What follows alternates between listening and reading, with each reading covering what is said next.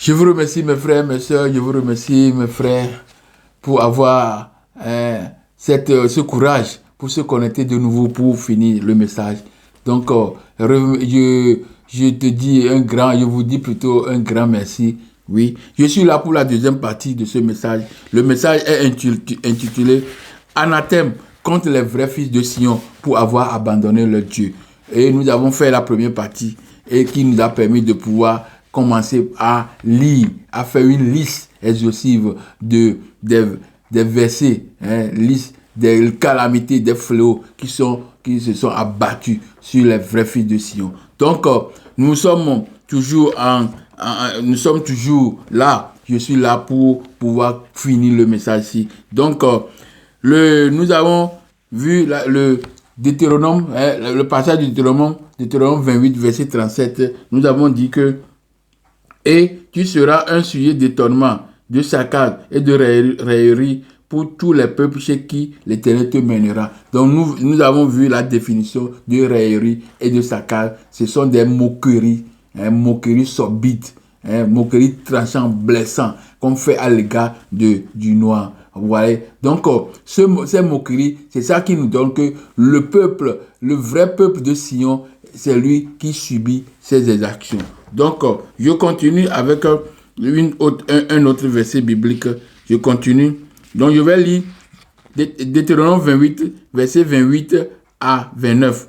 Alors, je continue, verset 28 à 29. Qu'est-ce qu'on nous dit? L'Éternel te frappera de délire, d'aveuglement, d'égarement, d'esprit. Voilà, il te frappera de délire, d'aveuglement, d'égarement, d'esprit. Vous voyez, 3 fléaux qui vont te frapper. Et je lis encore, je lis jusqu'à 29. Donc l'Éternel te frappera de délire, d'aveuglement, d'égarement d'esprit.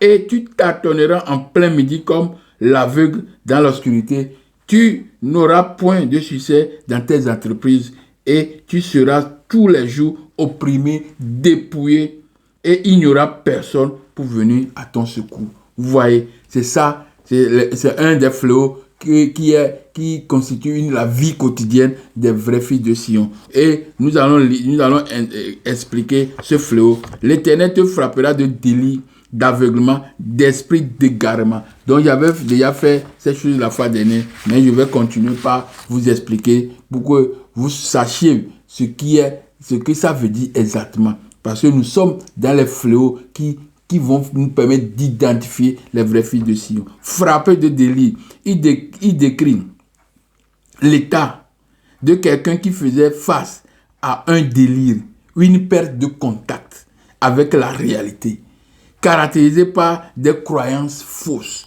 et irrationnelles ou une confusion intense. Donc la personne même, il croit des choses qu'il ne peut pas comprendre.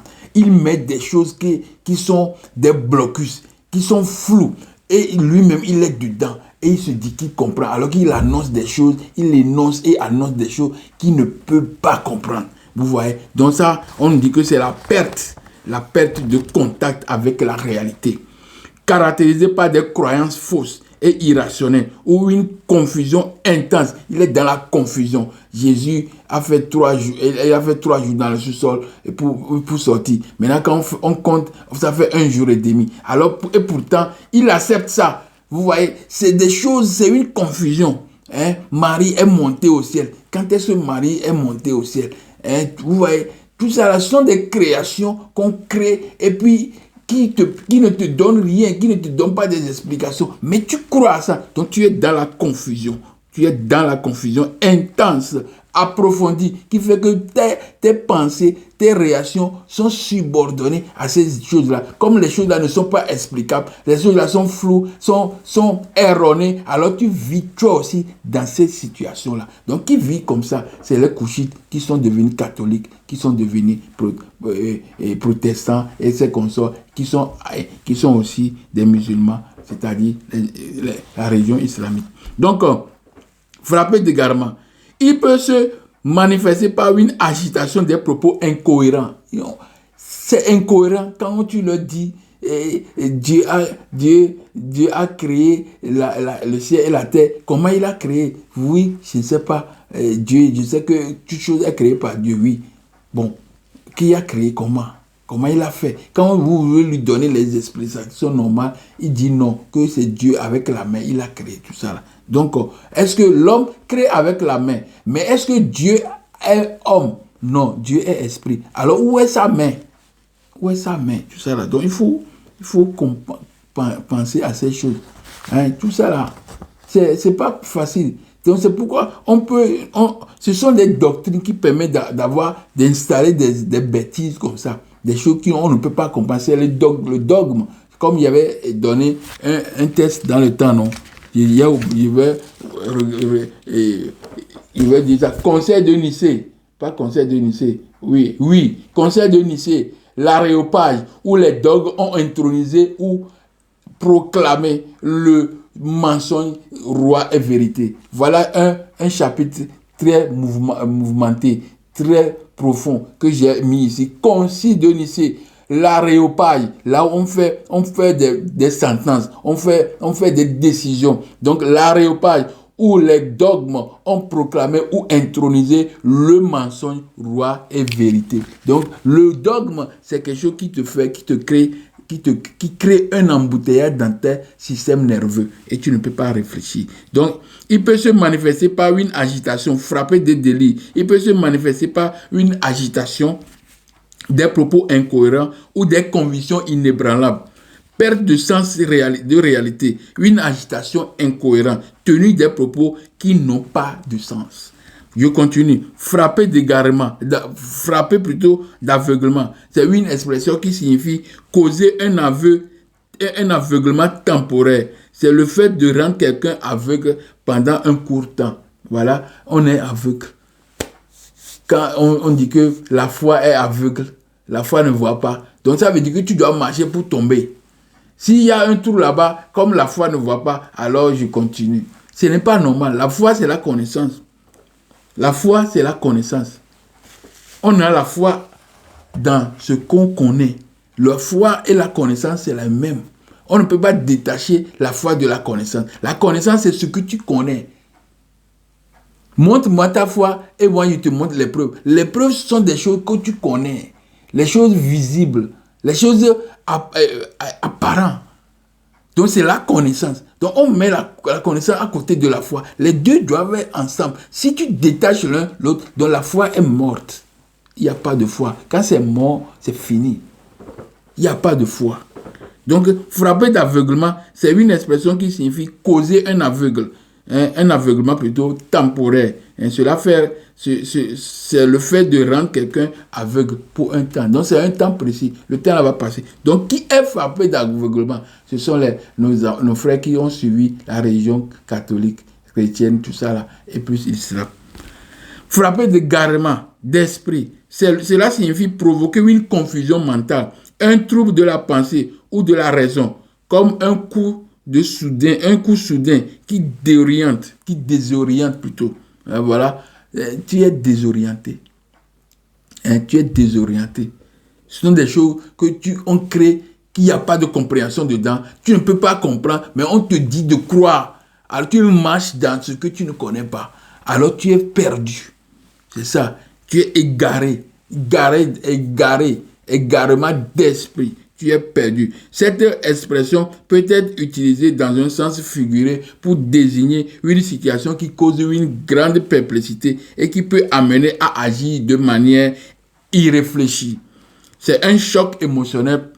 Peut frapper quelqu'un d'égarement d'esprit. Donc, ton esprit est égaré parce que les choses sur quoi tu bases ta vie n'ont pas de fondement. Alors, les choses là sont des dogmes, sont des choses qui n'ont pas un aspect concret dans ta vie. Ce n'est pas des choses que tu peux voir, mais tu crois à ça.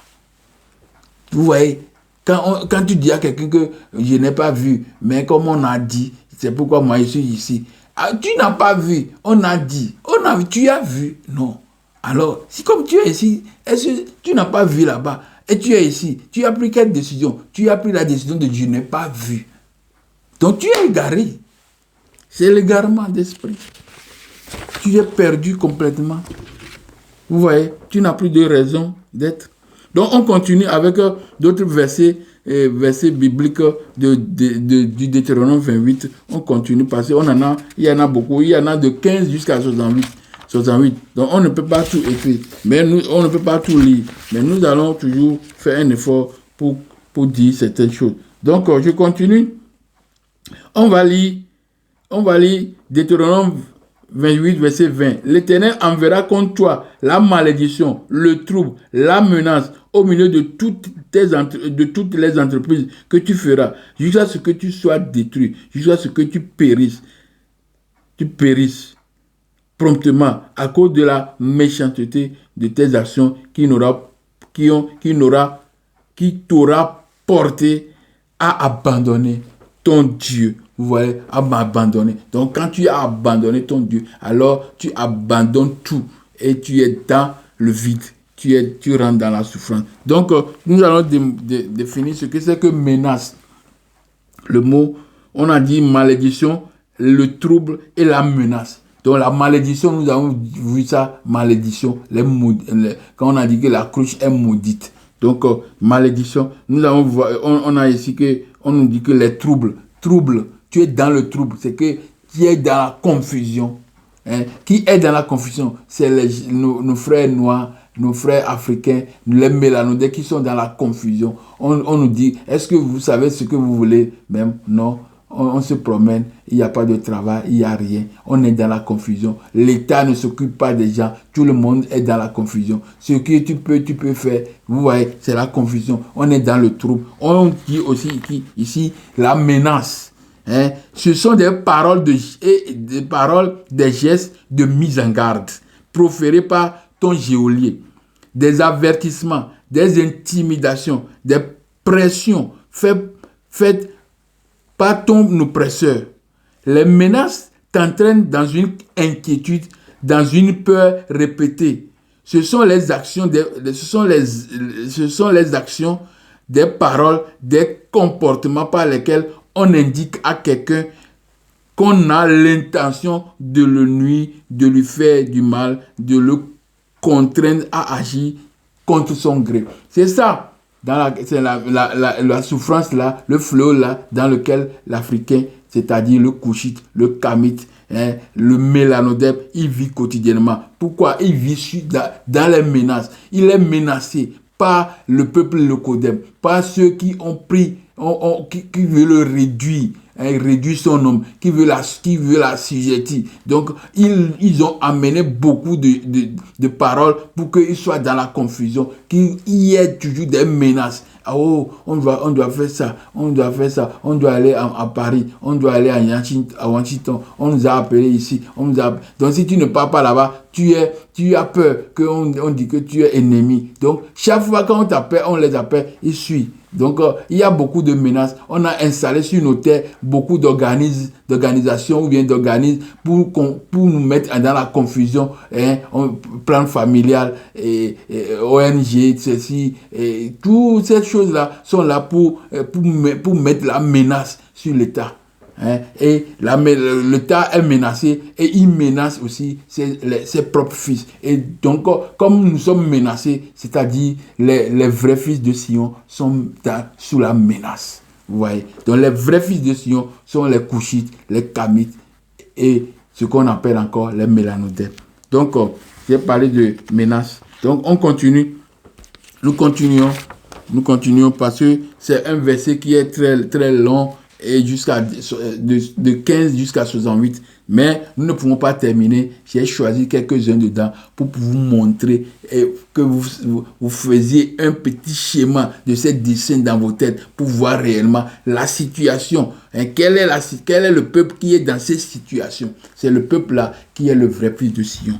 Donc, je continue avec un autre passage biblique. Nous pouvons lire aussi Deutéronome 28, verset 43 à 42. Deutéronome 28, verset 43 à 42. L'étranger qui sera au milieu de toi s'élèvera toujours plus haut. Plus au-dessus, oui.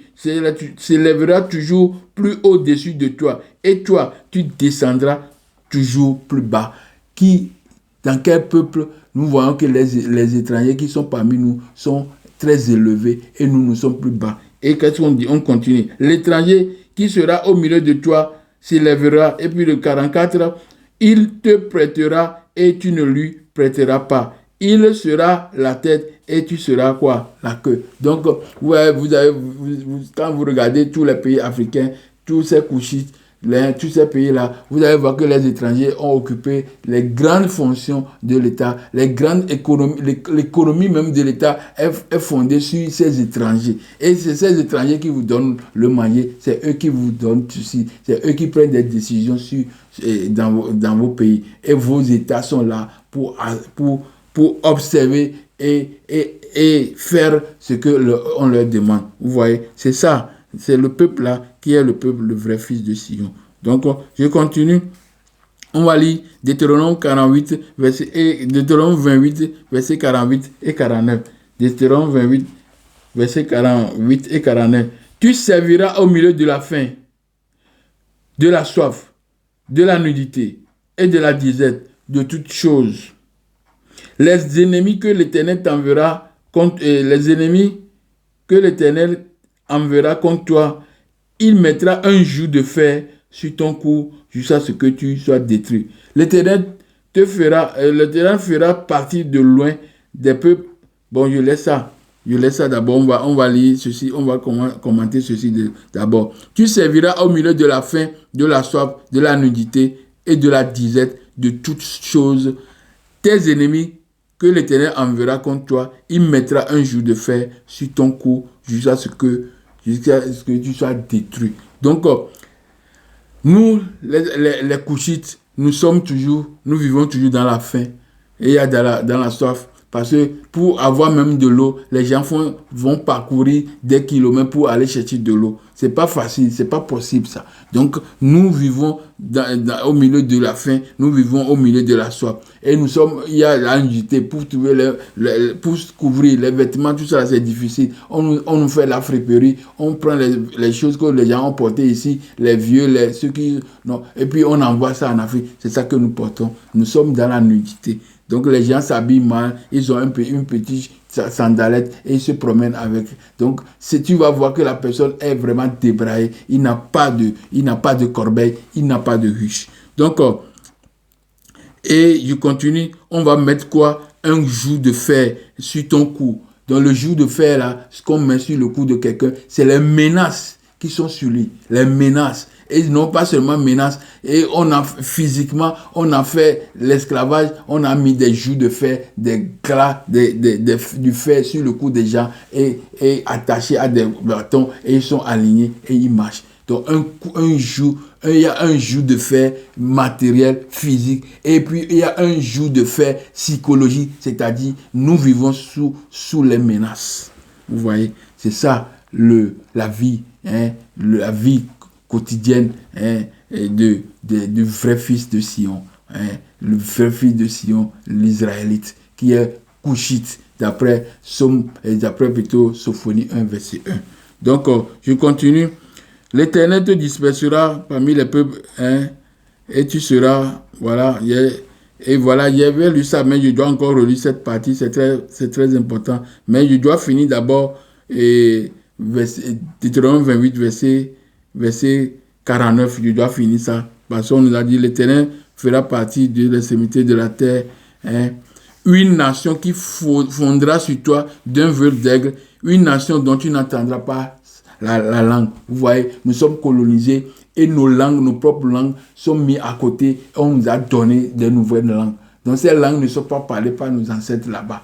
Mais comme on nous a pris, ce sont des oiseaux voraces qui nous ont attaqués et ils se sont fondus sur nous et puis à vol d'oiseaux. Et puis ces nations nous ont fait dicter des choses, des langues que nous ne pouvons pas parler. On nous a donné ça. Donc nous avons laissé nos propres langues et nous avons parlé les langues de ces étrangers-là, de ces locodèmes, ces gens qui sont là pour nous assujettir, pour nous réduire, pour nous détruire. Voilà, c'est le fléau qui doit tomber sur celui qui est le vrai fils de Sion. Donc, on continue avec Deutéronome 28, toujours, verset 50 à 52. Verset 50. Une nation au visage farouche et qui n'aura ni respect pour le vieillard, ni pitié pour l'enfant, elle mangera le fruit de tes troupeaux et le fruit de ton sol, jusqu'à ce que tu sois détruit. Elle ne te laissera ni blé, ni mou, ni huile, ni portée de ton gros et menu bétail, jusqu'à ce que tu sois péri. Vous voyez? Donc, une nation au visage farouche, qui ne respecte ni vieux, ni... Donc, les gens là qui nous ont attrapés, qui sont venus de très loin, qui nous ont attrapés, ils n'ont pas de respect pour les enfants, ils n'ont pas de respect pour les vieillards. Ils peuvent tuer les enfants, ils peuvent tuer les parents devant les enfants, ils peuvent couper les bras des enfants, ils peuvent faire n'importe quoi sur les enfants, les vieillards, tout. Donc, ils n'ont pas de pitié. Et on dit que elle mangera le fruit de tes troupeaux et le fruit de ton sol, jusqu'à ce que tu sois détruit. Elle ne te laissera ni tout ça là, ni tout ce que tu cultives. Vous voyez? Donc, on nous demande à faire une culture qui va leur servir et une culture d'exportation. Et ils viennent donc prendre ces cultures et ils fichent eux-mêmes le prix. Ils prennent en cadeau et puis ils s'en vont chez lui. Et l'argent qu'on nous verse, l'argent là est encore petit. Parce qu'on doit encore verser l'argent là dans leur compte. Vous voyez? Ce n'est pas facile. Les gens nous ont opprimés, ils nous ont dépouillés. Tu vois, ce sont les termes qu'on a utilisés dans le Deutéronome 28. Ils vont vous opprimer et dépouiller quotidiennement. Et ils ont mis cette structure-là de dépouillement sur qui? Sur les enfants de Couche, les enfants de Cam. Et c'est eux qui sont les vrais fils de Sion. Donc, je continue. 52.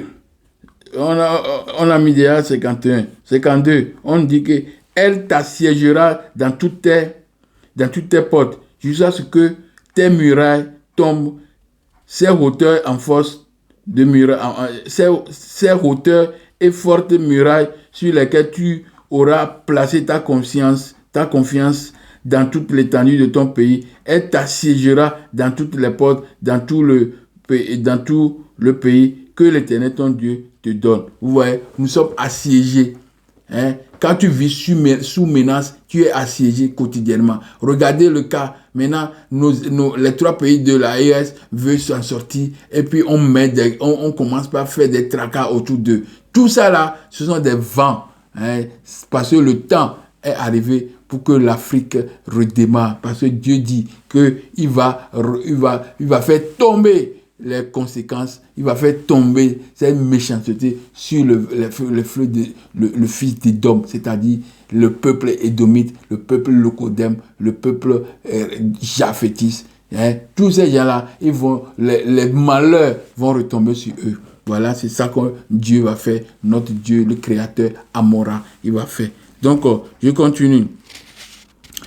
Deutéronome, je continue avec Deutéronome. Oui, excusez-moi. Je continue. Oui, je continue avec Deutéronome. Qu'est-ce que je vais lire encore? Parce qu'il y en a plein ici. Il y en a plein. Donc, je vais lire Deutéronome 32 jusqu'à 33. Et puis, on va lire aussi 34. Tes fils et tes filles seront livrés à un autre peuple. Là, je crois que j'ai déjà fait ça. Un peuple que tu n'auras point connu mangera le fruit de ton sol, le fruit de ton blé. Donc tout ça, je viens de lire maintenant. C'est pareil, c'est les mêmes conséquences, les mêmes malédictions, les mêmes fléaux, les mêmes calamités qui sont abattues sur les vrais fils de Sion. Donc on va lire Deutéronome 28, verset 34. Donc on nous dit, le spectacle que tu auras sous les yeux te jettera dans le délire. Vous voyez, tout ce qui va arriver au mélanodème, au couchite, au kamite, tous ces fléaux qui vont s'abattre sur lui, ça va faire que il fera quoi? Il sera jeté dans le délire. Parce que le délire, c'est que on peut être en délire quand on est content, mais le délire ici, c'est que quand on est dans la confusion, on est dans la perte de contact, avec la réalité. Donc on est dans le délit parce que nous ne vivons plus dans un monde qu'on doit se sentir à l'aise, mais on vit dans un autre monde. Donc ça veut dire que nous sommes coincés, nous sommes opprimés, nous sommes dépouillés. Donc tous ces aspects de négativité qui sont là autour de lui fait qu'il perd son mémoire. Il perd la mémoire, il perd ses gestes et il devient quelqu'un qui va disparaître. Et c'est le but final, c'est qu'il soit détruit, il soit réduit. Donc on nous envoie quoi? On nous envoie des maladies, on nous envoie des vaccins, on nous envoie ceci, cela. On nous a mis tout sur nous pour que nous soyons détruits. Et voilà les fléaux qui vont tomber sur les filles de Sion, les vrais fils de Sion.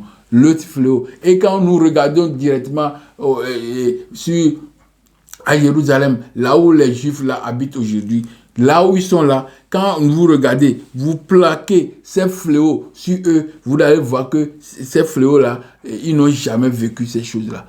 Quand on dit qu'on les a amenés, on les a amenés dans les trucs des fours, tout ça là, c'est différent parce que toutes ces choses-là n'ont pas été citées dans la Bible ici. Le fléau là n'est pas cité dans la Bible ici. Donc le fléau dont on parle ici, c'est ça que je suis en train de lire. Il n'y a pas le fléau de gaz, de tuerie massive, de tout ça là. On n'a pas mis toutes ces choses-là ici dans la Bible. Et pourtant, on dit que c'est le fléau là qui va tomber sur les vrais fils de Sion. Et les vrais fils de Sion, quand on voit les fléaux qui sont tombés sur eux, alors nous voyons que ces fléaux ne sont pas tombés sur les gens que nous voyons aujourd'hui qui se réclament juifs. Parce que dans Deutéronome, dans Apocalypse 2, verset 9 et Apocalypse 3, verset 9, on dit qu'ils ne sont pas des vrais, mais ils sont des faux.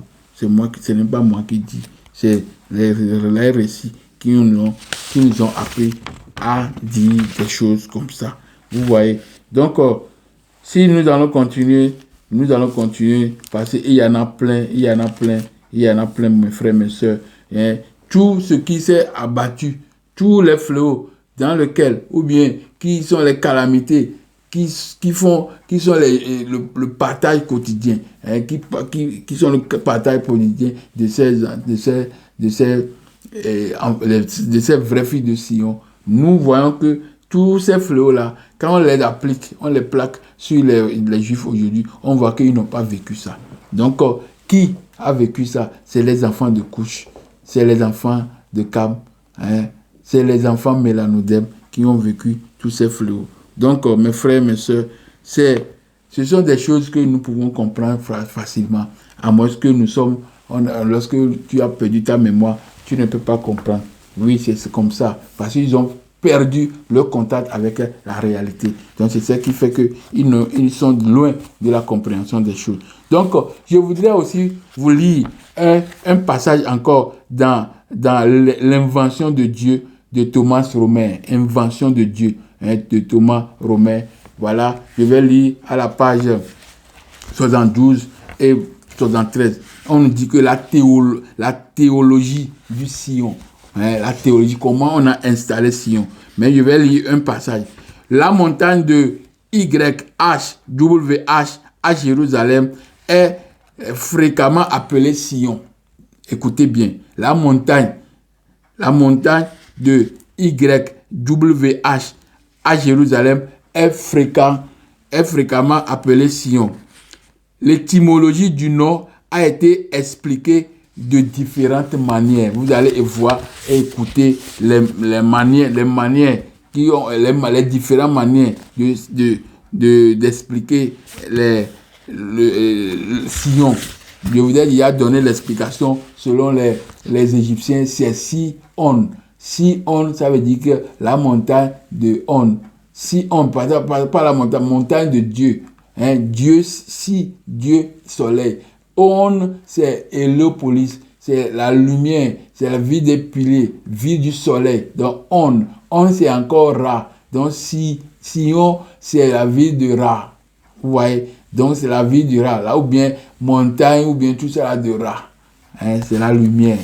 Vous voyez? Donc, Nous lisons le passage de l'invention de Dieu, hein, de Thomas Romer. Qu'est-ce qu'il nous dit? La montagne de YHW à Jérusalem est fréquemment appelée Sion.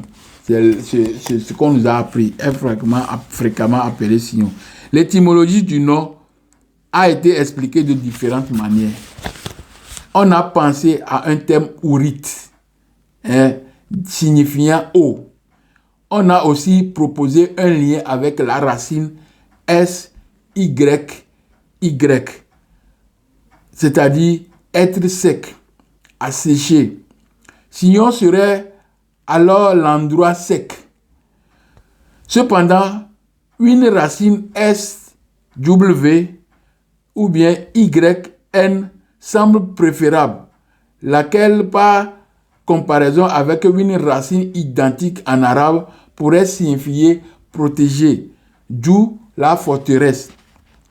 Dans la Bible hébraïque, le terme Sion n'est pas attesté dans le Pentateuque, c'est-à-dire les 5 livres qu'on dit que Moïse a écrit.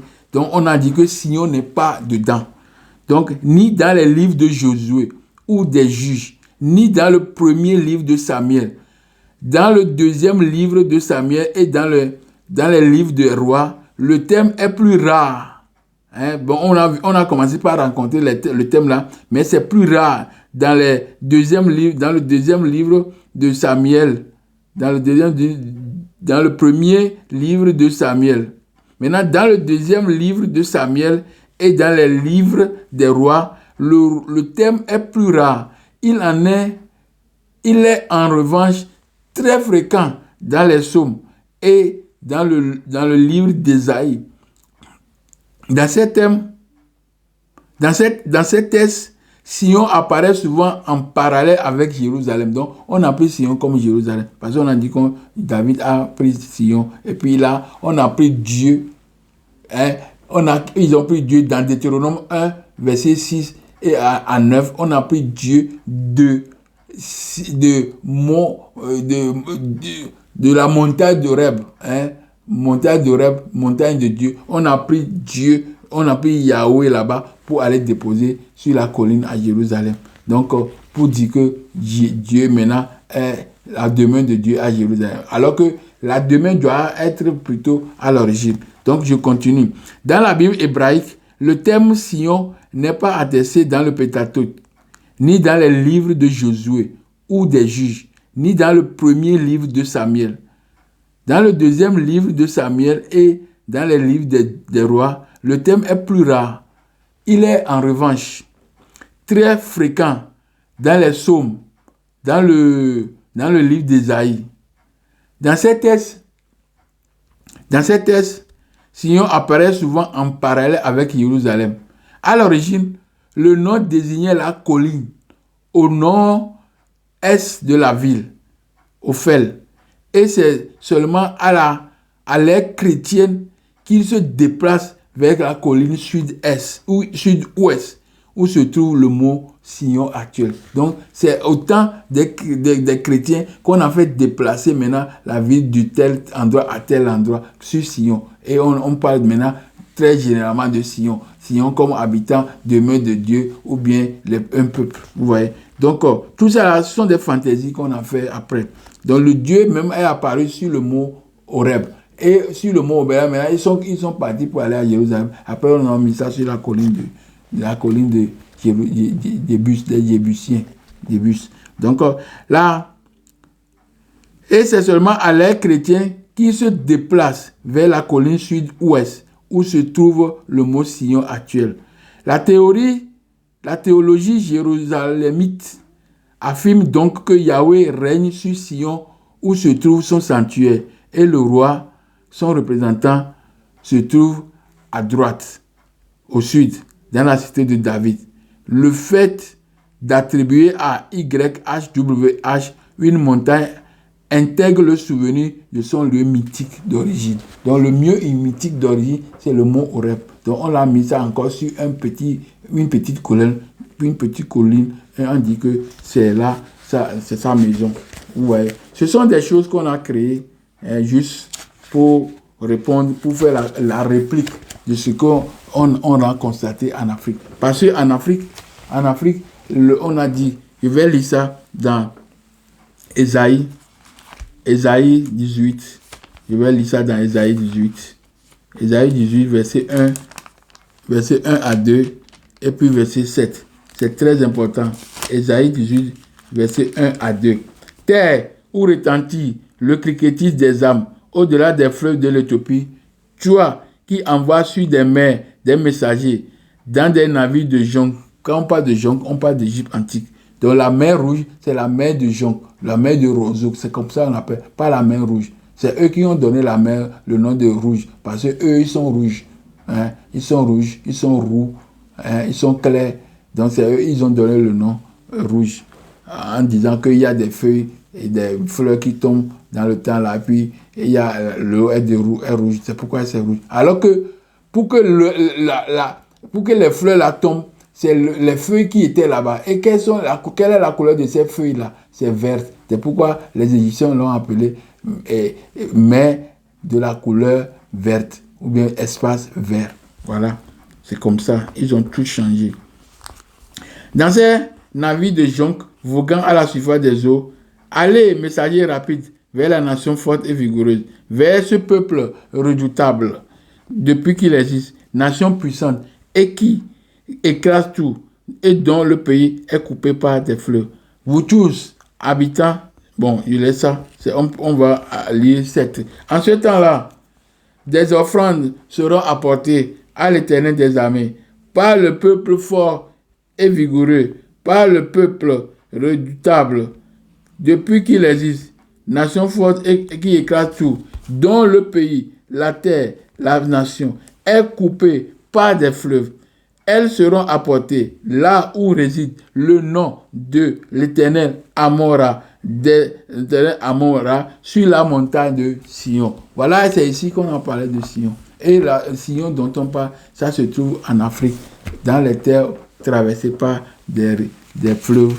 Il y a des terres où il y a aussi des rivières, des grandes rivières, il y a des grands lacs, il y a des grandes chutes d'eau, des vallées, parce que comme les vallées sont toujours en bas des montagnes, donc comme il y a beaucoup de montagnes, il y a beaucoup de vallées, de grandes vallées, donc des grandes vallées.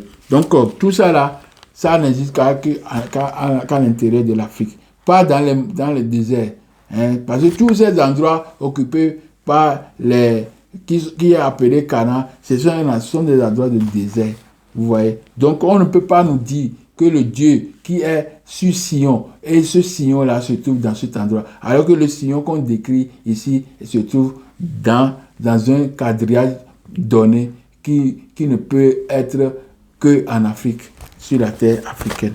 Donc, mes frères, mes sœurs, je suis tellement content que nous avons beaucoup effleuré beaucoup les textes bibliques qui nous ont permis de reconnaître et d'avoir une image précise sur le vrai fils de Sion. Le vrai fils de Sion, nous l'avons vu à travers cette relecture macroscopique que j'ai fait sur les versets du chapitre de Deutéronome 28.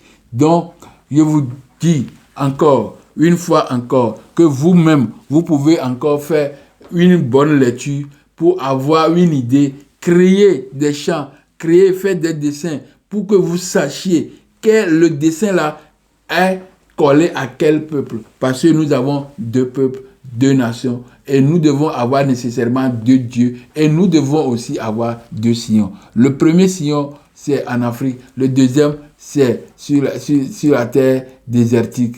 Et nous pouvons dire que la vraie montagne où le Dieu, le Créateur, peut se trouver, il doit se trouver là où il y a la vie, pas là où il y a la mort. C'est-à-dire, le désert est synonyme de mort. Donc Dieu, étant Dieu de la vie, ne peut pas se retrouver dans les endroits où il n'y a pas de terre, il n'y a pas plutôt de l'eau, il n'y a pas de rivière, il n'y a pas de vie, un endroit désertique. C'est impossible. C'est pourquoi je vous dis que mes frères, mes sœurs, quand on parle de vrai peuple, le vrai fils de Sion, nous devons faire référence à l'Afrique entière. C'est pourquoi l'Afrique, avec tous ses enfants, les Couchites, les Kamites Et tous ces enfants, nous sommes dans la merde. Nous sommes dans une vie indécente. Nous sommes dans une situation très critique. Et toutes ces situations ont fait en sorte que nous sommes maintenant réduits et nous sommes devenus un peuple petit. Comme le Deutéronome 28, verset 62 nous dit, après avoir été aussi nombreux que les étoiles du ciel, vous ne resterez qu'un petit nombre parce que tu n'as point obéi à la voix de Dieu, de ton Dieu. Parce que nous avons notre Dieu, Amon-Ra, nous avons Yakongo, Makongo, nous avons Kalunga, nous avons Mungu, nous avons Imana, Amon, nous avons Maou, nous avons Maoulissa, Sebelissa, nous avons Lago, nous avons Okeshuko, nous avons beaucoup de dieux que nous avons en Afrique. Le nom plutôt de Dieu, parce que quand je dis beaucoup de dieux, les gens vont croire toujours à beaucoup de différents dieux. Alors que je parle de Dieu, le unique, celui qui est au-dessus de tout, El Elyon, le très haut, qui est au-dessus de tout, c'est lui qui a autour de lui des dieux. C'est pourquoi on dit dans Psaume 82, verset 1 et verset 6, on dit que le très haut est dans l'assemblée de Dieu et il juge au milieu des dieux. Vous êtes tous des enfants ou bien les fils du Très-Haut. Mais si nous lisons Deutéronome aussi 32, Deutéronome 32, verset 8 à 9, que je dois vous lire encore. Deutéronome 32, verset 8. Deutéronome 32, verset 8 à 9, vous me permettez, je suis en train de chercher, verset 8 à 9, on dit, quand le Très-Haut donna un héritage aux nations, car il sépara les enfants des hommes, il fixa les limites des peuples d'après le nombre de ses fils, pas le nom des enfants d'Israël, non, d'après le nombre de ses fils. Et au verset 9, car la portion de l'Éternel, c'est son peuple. Et puis, Jacob est la part de son héritage. Donc, normalement, on nous dit que quand il sépara les enfants des hommes, il le fixa d'après les limites des peuples d'Israël. Donc, alors que l'Israël n'existait pas. Donc, c'est les limites. Il fait ces partages à ses fils. Et un de ses fils qui est appelé Yahvé, il a pour héritage Jacob. Alors que Yahvé n'a pas, je vous ai dit que dans mon étude que Yahvé n'est pas le Dieu de Jacob. Yahvé est le Dieu des Édomites. C'est le Dieu d'Esaü, mais pas de Jacob. Le Dieu de Jacob, c'est Amon-Ra, Dieu soleil. C'est pourquoi on parle de Yahou. On parle de Ézéchiel Yahou, Ika Yahou, Uri Yahou. Tout ce qu'il y a Yahou, c'est le soleil, c'est la lumière. Donc, nous sommes en face des enfants de Dieu, les enfants de lumière. C'est pourquoi on a dit que nous sommes des enfants de lumière. Quand nous sommes des enfants de lumière, nous sommes en conformité avec notre Dieu, parce que notre Dieu est Dieu de lumière. Et nous, qui sommes les enfants, nous serons aussi les enfants de lumière. Donc, mes frères, si nous faisons la conclusion, nous pouvons dire que 2 peuples, 2 nations, 2 dieux, 2 Sion, nous avons aujourd'hui la connaissance parfaite du vrai fils de Sion. Le vrai fils de Sion, c'est le Mélanodème. Le vrai fils de Sion, c'est les enfants de Cam. Le vrai fils de Sion, c'est le petit enfant de Cam Cushite. Le vrai fils de Sion, c'est le petit enfant de Cam, qui sont les Africains. Voilà le thème que je dois dire, que c'est le peuple, le vrai peuple est le peuple des Mélanodèmes, le peuple africain. Si nous lisons Apocalypse 2, verset 9, nous allons voir que ce peuple, comme on vient de connaître le vrai peuple de Sion, donc le peuple qui se réclame Sion aujourd'hui, c'est un faux peuple. Donc nous allons lire Deutéronome, et on a lu plutôt Apocalypse 2, verset 9, vous écoutez. Apocalypse 2, verset 9. Je connais la tribulation, c'est-à-dire tous les fléaux, toutes les calamités, tous les maux qui sont tombés sur toi. Dieu dit, je connais ta tribulation et ta pauvreté, parce que tu n'as plus de ruche, tu n'as plus de corbeille. Ta pauvreté, bien que tu sois riche, parce que tu vis maintenant sous la malédiction, bien que tu sois riche, les calomnies de la part de ceux qui se disent juifs et qui ne le sont pas, mais qui sont une synagogue de Satan. Voilà, c'est une synagogue de Satan. La synagogue, c'est là-bas, c'est l'endroit où les gens se réunissent pour parler de Dieu, leur Dieu qui est Satan. Alors, et nous allons lire encore Apocalypse 3, verset 9. Qu'est-ce qu'on nous dit encore? Apocalypse 3, verset 9. Voici, je te donne ceux de la synagogue de Satan. C'est une précision encore. Parce qu'il y a des synagogues de Satan. S'il y a synagogue de Satan, les enfants seront Satan. Comme nous sommes les enfants de Dieu, notre Dieu est Dieu de lumière. Nous sommes les enfants de lumière, nous sommes lumière. Donc ici, si leur Dieu est Satan, alors ils sont les enfants de Satan. Voilà, ce n'est pas moi qui dis, c'est une déduction parfaite qui vient de ce verset. Voici, je te donne de ceux de la synagogue de Satan, qui se disent juifs et ne le sont pas, mais qui mentent. Voici, je leur ferai venir se prosterner à tes pieds et connaître que je t'ai aimé. Donc, je leur ferai venir te prosterner à tes pieds. Le temps viendra quand l'Afrique va avoir la suprématie, va réunir toutes les conditions. Alors, les gens là qui ont maudit, qui ont fait du mal, qui ont fait des exactions, qui ont réduit, assujetti le vrai peuple de Dieu, et ils vont revenir pour faire allégeance à ce peuple. Et le temps là n'est pas trop loin, c'est une question de temps. Nous arriverons sûrement dans ce temps. Donc, mes frères, mes sœurs, je vous remercie d'avoir suivi ce message. Ce message est un message capital, mais nous n'avons pas encore fini parce que c'est le point 2 et le point 3 et le point 4 que je viens de terminer.